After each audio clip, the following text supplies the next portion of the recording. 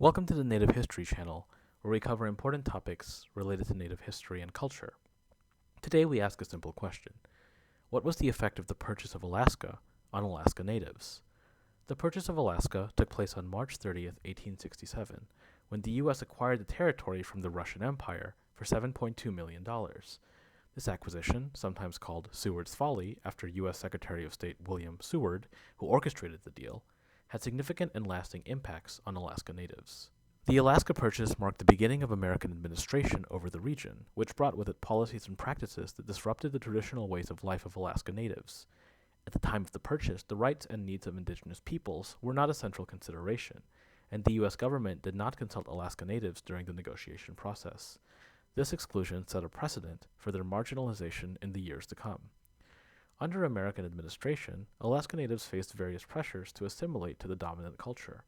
The U.S. government established schools, often run by religious organizations, aimed at converting Alaska Natives to Christianity and teaching them English.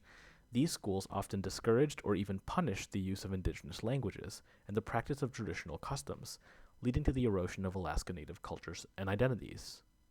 The influx of American settlers and gold prospectors during the late 19th and early 20th centuries further impacted Alaska Natives by increasing competition for resources and disrupting subsistence practices. As settlers claimed land and resources for mining, logging, and other industries, Alaska Natives were pushed off their ancestral lands, leading to the loss of hunting, fishing, and gathering grounds.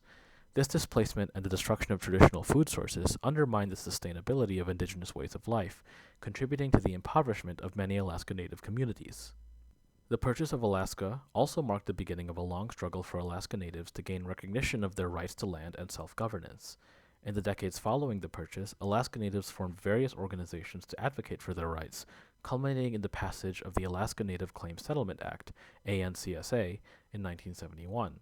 While ANCSA addressed some of the land claims issues, it has been criticized for its focus on economic development through a corporate model and for not fully addressing the cultural and social needs of Alaska Native communities. To sum it up, the purchase of Alaska had profound and lasting effects on Alaska Natives. It introduced policies of assimilation, forced relocation, and economic disruption that undermined traditional ways of life and contributed to the loss of culture. The purchase sparked a long struggle for recognition of Alaska Native land rights and self-governance. Despite these challenges, Alaska Natives have shown remarkable resilience and have continued to advocate for their rights, preserve their cultures, and strengthen their communities in the face of ongoing adversity. Thanks for listening to this video. If you liked it and want to hear more about Native history, please subscribe.